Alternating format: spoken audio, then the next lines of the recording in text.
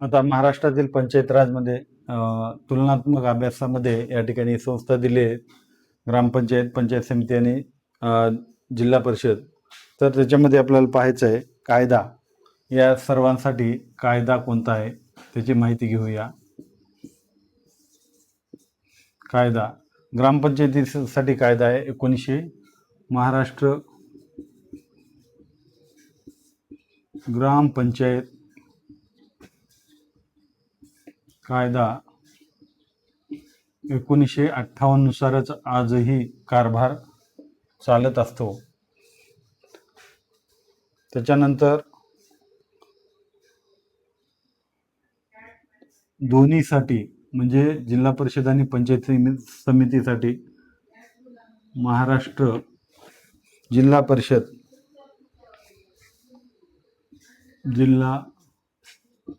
परिषद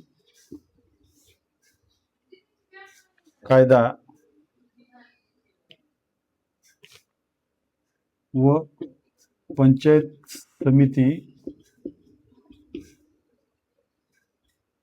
कायदा 1961च्या आधाराने या ठिकाणी महाराष्ट्रात राज्यकारभार केला जातो. दोघांसाठी पण एकच आहे, हे आपल्याला सर्वांना लक्षात असावं. संख्या महाराष्ट्रात ग्रामपंचायतीची संख्या आहे सध्या ती आहे 28,000 साधारणतः 3, आणि पंचायत समिती आणि जिल्हा परिषद ती आहे साधारण 351 पंचायत समिती आणि फक्त 34 जिल्हा परिषद आहेत. त्याच्यानंतर पुढे जाऊया आपण. सदस्य संख्या असते पहा. सदस्य संख्या ग्रामपंचायतीची 7 ते 17 एवढी सदस्य संख्या असते. त्याचबरोबर हे जिल्हा परिषदची असती 50 ते 75 आणि याच्या दुप्पट कोणाची असती? PS म्हणजे पंचायत समितीची जिल्हा परिषदच्या दुप्पट असते. समजा एखाद्या जिल्हा परिषदेमध्ये 50 सदस्य असतील तर ते पंचायत समितीचे हे त्या ठिकाणी किती सदस्य असतात? 100 सदस्य असतात. जर एखाद्या ठिकाणी 55 असतील तर इकडे 110 असतात. तर अशा पद्धतीची रचना ही महाराष्ट्रामध्ये असते, आढळून येते. बैठकीचे पदाधिकारी म्हणजे एखादी बैठक घेतली, बैठक पदाधिकारी ग्रामपंचायतीची बैठक घेतली तर पदाधिकारी तिथं असतात सरपंच. परंतु पंचायत समितीची बैठक घेतली तर तिथं बैठक असतात PS सभापती, आणि जर जिल्हा परिषदेची बैठक घेतली तर जिल्हा परिषद अध्यक्ष हे बैठकीचे अध्यक्षस्थान स्वीकारतात. त्याच्यानंतर आता प्रशासकीय प्रमुख कोण असतं? प्रशासकीय प्रमुख कोण असतं? ग्रामपंचायतमध्ये प्रशासकीय प्रमुख असतो ग्रामसेवक.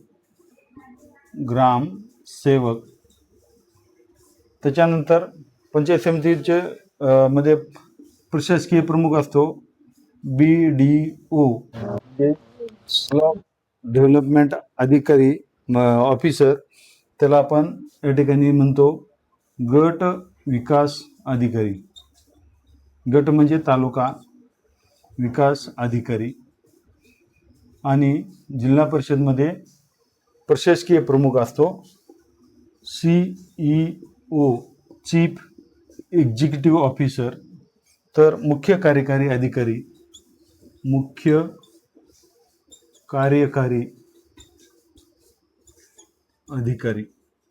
हे प्रशासकीय प्रमुख असतात त्या ठिकाणचे.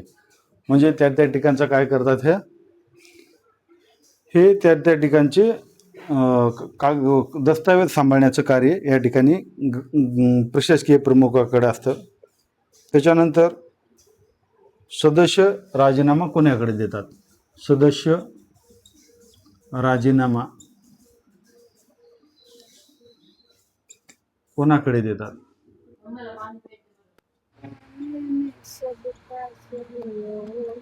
कोणाकडे देतात? आता सदस्य जे असतात हे सदस्य सरपंचाकडे देतात, ग्रामपंचायतीचे सरपंचाकडे राजीनामा. त्याचबरोबर पंचायत समितीचे सदस्य सभापतीकडे देतात.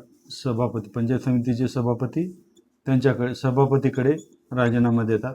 आणि जिल्हा परिषदचे सदस्य अध्यक्षाकडे, जिल्हा परिषद जे अध्यक्ष असतात अध्यक्षाकडे राजीनामा देत असतात. त्याच्यानंतर विना परवानगी सलग गैरहजर, विना परवानगी सलग गैरहजर, विना परवानगी सलग गैरहजर प्रत्येकाला 6 महिने राहता येतात. 6 महिने, सेम 6 महिने आणि 6 महिने. 6 महिन्यापर्यंत काय करता येतं? विना परवानगी गैरहजर राहिल्यास त्याचं सदस्यत्व संपुष्टात येतं. 6 महिने जर ते अनुपस्थित राहिले तर त्यांचं सदस्यत्व या ठिकाणी संपुष्टात येतं. आता कामाचे विषय किती आहेत बघूया. कामाचे विषय या ठिकाणी 81 कामाचे विषय ग्रामपंचायतमध्ये आहेत. त्याचबरोबर पंचायत समितीमध्ये 75 आणि जिल्हा परिषदमध्ये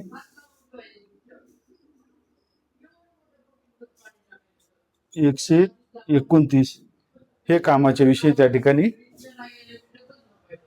आढळून येतात. हे तोंडात फोडून घेऊन. त्याच्यानंतर आपल्याला पुढची काही माहिती पाहायची आहे.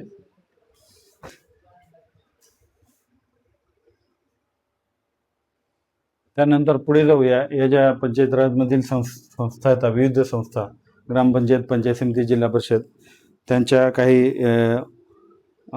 कार्याची माहिती आपण पुढे घेऊया. आता 1 वर्षामध्ये या ठिकाणी बैठका 1 वर्षात ग्रामपंचायतला 12 बैठका घ्याव्या लागतात. पंचायत समितीला देखील 12, म्हणजे सेम या ठिकाणी ग्रामपंचायत आणि पंचायत समितीला बैठका घ्याव्या लागतात. पण जिल्हा परिषदला फक्त 3 महिन्याला एक, म्हणजे फक्त 4 बैठका. फरक या ठिकाणी पहा, फरक आपल्याला आढळून येतो. तर इथं 8 बैठकाचा फरक या ठिकाणी दोन्हीच्या मध्ये आढळून येतो. त्याच्यानंतर पुढे जाऊया. हिशोब तपासणी. आता हिशोब तपासणी कोण करतं हे आपल्याला माहिती पाहिजे. तपासणी, तर ग्रामपंचायतचा हिशोब जे आहे 25,000पेक्षा कमी असेल तर झेडपी हे तपास करतात. आणि 25,000पेक्षा जर जास्त उत्पन्न असेल, 25,000पेक्षा जास्त, तर ते लेखापाल काय करत असतात? तपासणी करतात, हिशोबाची तपासणी करत असतात. त्याला स्थानिक लेखापाल असं म्हटलं जातं. पण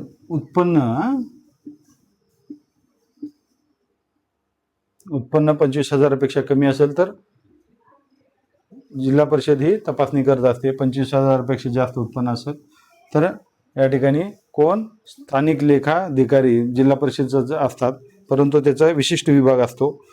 आणि या ठिकाणी पंचायत समिती आणि जिल्हा परिषद यांची तपासणी हे महालेखापाल करत असतात. महालेखापाल हे तपासणी करत असतात. PS आणि झेडपी. त्याच्यानंतर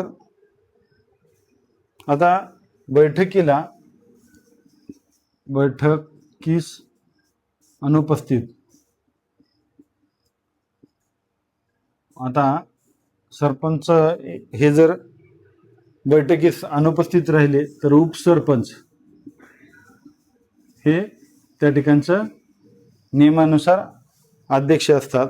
आणि पंचायत समिती अध्यक्ष जर अनुपस्थित असतील तर पंचायत समिती सभापती जर अनुपस्थित असतील तर उपसभापती हे त्या ठिकाणचे अध्यक्ष म्हणून काम पाहतात. कशाचे अध्यक्ष? कामकाजाचे अध्यक्ष किंवा सभेचे अध्यक्ष. त्याचबरोबर जिल्हा परिषदचे अध्यक्ष जर अनुपस्थित असतील तर त्या ठिकाणी झेडपीचे उपाध्यक्ष हे काय असतात? त्या ठिकाणचं कार्य म्हणजे त्या बैठकीचं अध्यक्ष म्हणून काम पाहत असतात. आणि ज्यावेळेस अध्यक्ष येतात त्यावेळेस यांना आपली खुर्ची रिकामी करावी लागते, म्हणजे अध्यक्षाला त्या ठिकाणी परवानगी द्यावी लागते. त्याचबरोबर मतदारसंघाचे नाव. आता मतदार संघाचे नाव.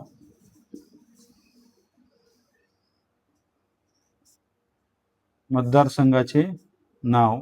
आता मतदारसंघाचं नाव असतं, ग्रामपंचायतला मतदारसंघ म्हणजे वार्ड म्हणतो आपण त्याला, वार्ड किंवा प्रभाग. वार्ड प्रभाग. आता पंचायत समितीचा जो वार्ड असतो त्याला, पंचायत समितीचा वार्ड जो असतो त्याला गण म्हणतात. आणि झेडपीचा जो वार्ड असतो त्याला झेडपी जिल्हा परिषद गट म्हणतात, गट. तर अशा पद्धतीचे नाव आहेत. गण आणि गट. एखाद्या वेळेस गण मोठा की गट मोठा विचारला जातो, तर गणपेक्षा गट मोठा असं. PS गण, PS म्हणजे पंचायत समिती गण असं त्या वार्डचं नाव आहे. त्याच्यानंतर मतदारसंघाची घोषणा कोण करतो? मतदार संघाची घोषणा. आता मतदारसंघाची घोषणा इथं आहे तहसीलदार.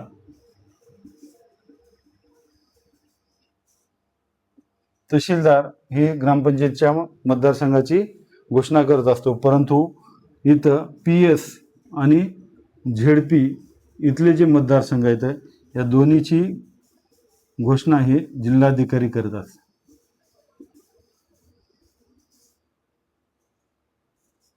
जिल्हाधिकारी घोषणा करत असतात.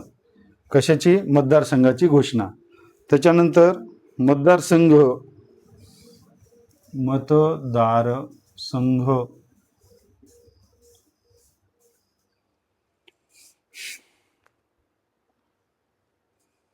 सदस्य. त्या मतदारसंघामध्ये सदस्य, समजा एक जर वार्ड असला त्या वार्डामध्ये 2 ते 3 सदस्य असतात. ग्रामपंचायतीच्या एका वार्डात 2 ते 3 सदस्य. परंतु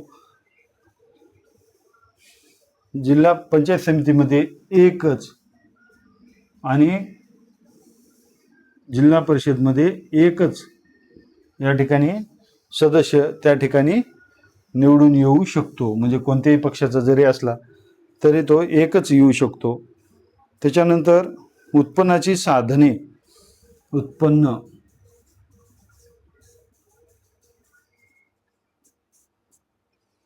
उत्पन्नाची साधने. कर अनुदाने. कर अनुदाने. घरपट्टी. नळपट्टी.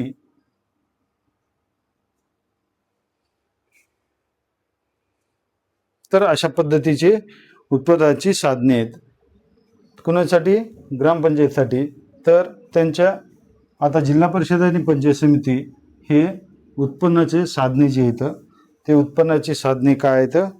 त्यांच्या पातळीवर, त्यांच्या पातळीवर म्हणजे त्यांनी जे निर्णय घेतला किंवा बाजार असेल किंवा वेगवेगळ्या जागा असतील, मग प्लॉटिंगची जमीन असेल, त्यांच्या पातळीवर घेतलेले जे निर्णय असतात ते उत्पन्नाची साधने असतात. तर जिल्हा परिषदपेक्षा पंचायत समितीला उत्पन्नाची साधने कमी असतात.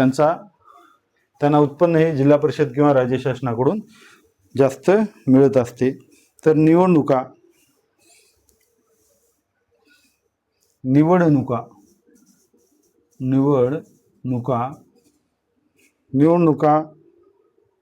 आता ग्रामपंचायतमध्ये पक्ष नसतो, पक्ष नाही.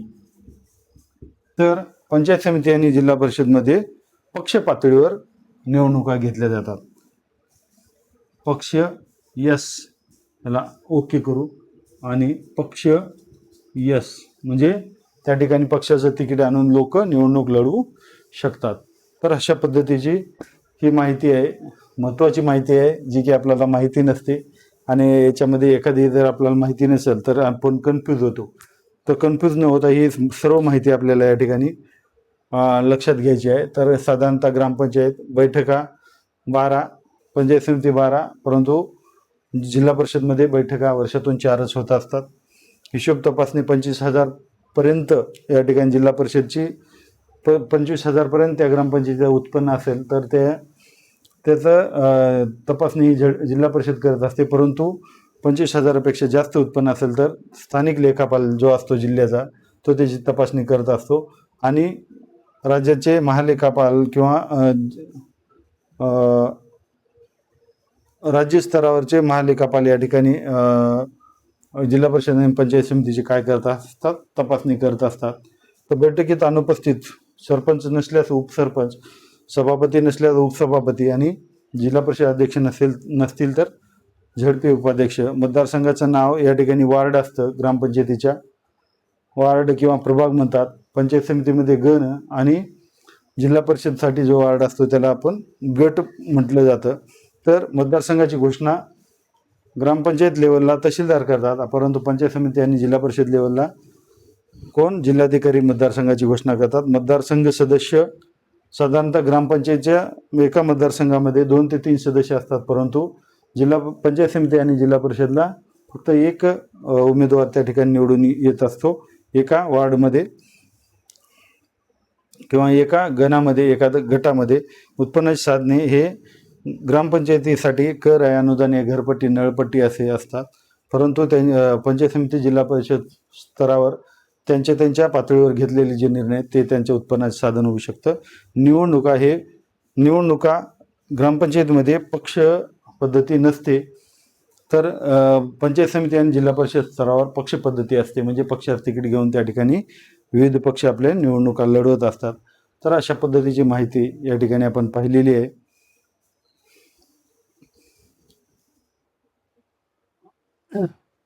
आणखीन काही राहिलेला जो भाग आहे, 2-3 गोष्टी महत्त्वाच्या आहेत.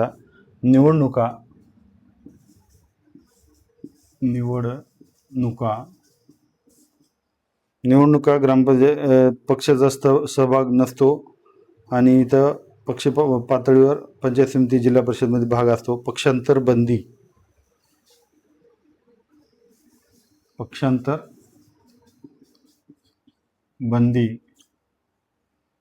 52वी घटना दुरुस्ती. पक्षांतर बंदी ग्रामपंचायतला लागू नाही.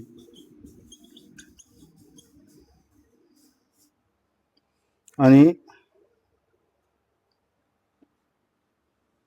पक्षांतर बंदी लागू आहे म्हणजे जर 2/3 असतील, पक्ष बदलून गेले असतील तर ते त्या सदस्याचं सदस्यत्व रद्द होत नाही. परंतु जर 2/3पेक्षा जर सदस्यांनी पक्ष बदलला नसेल तर त्यांचं सदस्यत्व रद्द होते. हे पक्षांतर बंदी कायदा 52वी घटना दुरुस्ती. त्याच्यानंतर विषय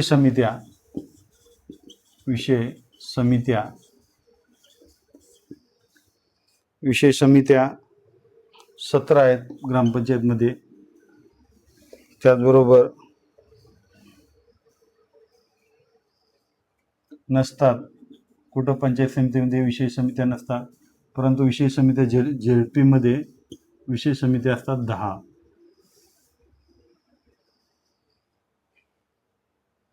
GP ग्रामपंचायत. त्याच्यानंतर पहिली बैठक अध्यक्ष कोण असतो? पहिल्या बैठकीचे अध्यक्षस्थान हे सरपंच असतात ग्रामपंचायतमध्ये. निवडून आलेले सरपंच ज्यांची निवड त्यांच्या अगोदरच, त्या बैठकीच्या अगोदरच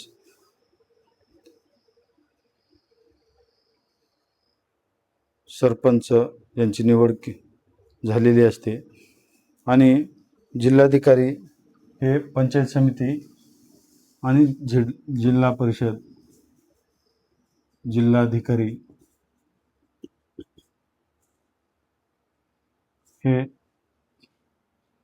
PS पंचायत समिती आणि ZP जिल्हा परिषदचे पहिल्या बैठकीचे अध्यक्षस्थान जिल्हाधिकारी किंवा त्यांनी नेमलेला जो प्रशासकीय अधिकारी असतो, साधारणतः उपजिल्हाधिकारी दर्जाचा अधिकारी असतो. तर महाराष्ट्रातील पंचायत राजमध्ये ज्या प्रमुख संस्था येतात, ग्रामपंचायत, पंचायत समिती आणि जिल्हा परिषद, त्याचा तुलनात्मक अभ्यास या ठिकाणी दिलेला आहे. तर हा कायदा ग्रामपंचायतीच्या 1958चा आहे आणि 1961 हे जिल्हा परिषद आणि पंचायत समितीसाठी कायदा झालेला आहे. त्याच्यानंतर संख्या आहे महाराष्ट्रात ग्रामपंचायतीची 28,003, तर पंचायत समिती आहे 351 आणि जिल्हा परिषद आहे 34. 2 कुठल्या नाहीत? महाराष्ट्रात 36 जिल्हे आहेत, परंतु 2 जिल्हे, कोणत्या जिल्ह्याला या ठिकाणी जिल्हा परिषद नाही, ते मुंबई आणि मुंबई उपनगर, हे आपल्याला माहिती असणं आवश्यक आहे. सदस्य संख्या ग्रामपंचायतमध्ये असते 7 ते 17 सदस्य असतात. पंचायत समितीमध्ये जेवढी जिल्हा परिषदेमध्ये असतात त्याच्या दुप्पट सदस्य पंचायत समितीमध्ये असतात. उदाहरणार्थ, एखाद्या जिल्हा परिषदमध्ये जास्तीत जास्त समजा 75 जर सदस्य असतील, तर त्या ठिकाणी पंचायत समितीमध्ये 150 म्हणजे त्याची दुप्पट, 75ची दुप्पट 150 हे त्या ठिकाणच्या पंचायत समितीचे सदस्य संख्या असते.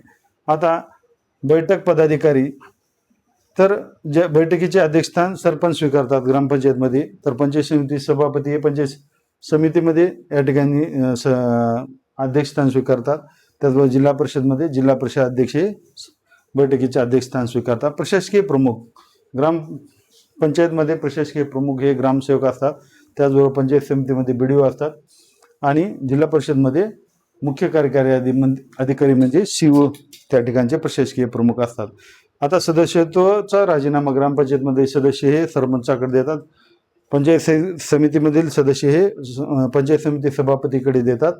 तर सभापती म्हणजे पंचायत समिती सभापती आणि जिल्हा परिषद अध्यक्षाकडं हे त्या जिल्हा परिषदचे सदस्य काय करतात? राजीनामा देत असतात.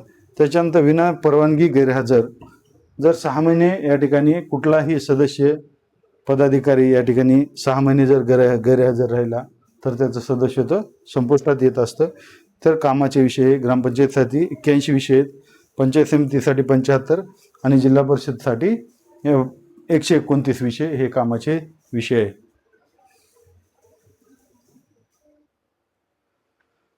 महाराष्ट्रातील पंचायत राजमधील ज्या संस्था येतात, ग्रामपंचायत, पंचायत समिती आणि जिल्हा परिषद, याचा तुलनात्मक अभ्यास या ठिकाणी आपण करत आहोत. तर ग्रामपंचायतमध्ये बैठका या ठिकाणी वर्षाला 12, पंचायत समितीमध्ये वर्षाला 12 आणि जिल्हा परिषदमध्ये वर्षाला 4 बैठका घेतल्या जातात. हिशोब तपासणी, हे ग्रामपंचायतीचं उत्पन्न 25,000 असेल तर त्या ठिकाणी स्थानिक जिल्हा परिषद ही ग्रामपंचायतीची तपासणी करत असते. 25,000पेक्षा जर जास्त उत्पन्न असेल तर त्या ठिकाणचे स्थानिक लेखापाल या ठिकाणी तपासणी करत असतात. आणि पंचायत समिती आणि जिल्हा परिषदेची हिशोब तपासणी ही महालेखापाल करत असतात. बैठकीचा अनुपस्थित सरपंच राहील तर उपसरपंच अध्यक्ष होतात बैठकीचे. इथं पंचायत समितीमध्ये पंचायत समिती अध्यक्ष अनुपस्थित राहील तर उपसभापती हे अध्यक्ष होत असतात. त्याचबरोबर बैठकीचं त्या आणि जिल्हा परिषदमध्ये या बैठकीसाठी जर अध्यक्ष नसतील तर उपाध्यक्ष हे बैठकीचे अध्यक्षस्थान स्वीकारत असतात. मतदारसंघाचे नाव हे जिल्हा परिषद ग्रामपंचायतमध्ये वार्ड किंवा प्रभाग म्हणतात. तालुका पातळीवर मतदारसंघ गण आणि ZP लेवलला मतदारसंघ गट असतात. मतदारसंघाची घोषणा ग्रामपंचायत स्तरावर तहसीलदार करत असतात, तर जिल्हाधिकारी हे पंचायत समिती आणि जिल्हा परिषदची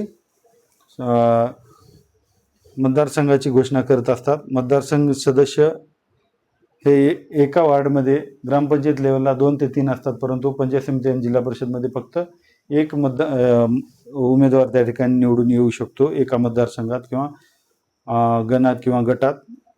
उत्पन्न साधने, कर, अनुदाने, घरपट्टी, नळपट्टी हे फक्त कुठे ग्रामपंचायतीसाठी आहे, परंतु पंचायत समिती आणि जिल्हा परिषदमध्ये त्यांच्या पातळीवर घेतलेले निर्णय आहेत. ग्रामपंचायतमध्ये पक्ष पद्धती ही नसते, परंतु जिल्हा परिषद आणि पंचायत समितीमध्ये पक्ष पद्धती असते. हे आपल्याला या ठिकाणी माहिती असावी. धन्यवाद.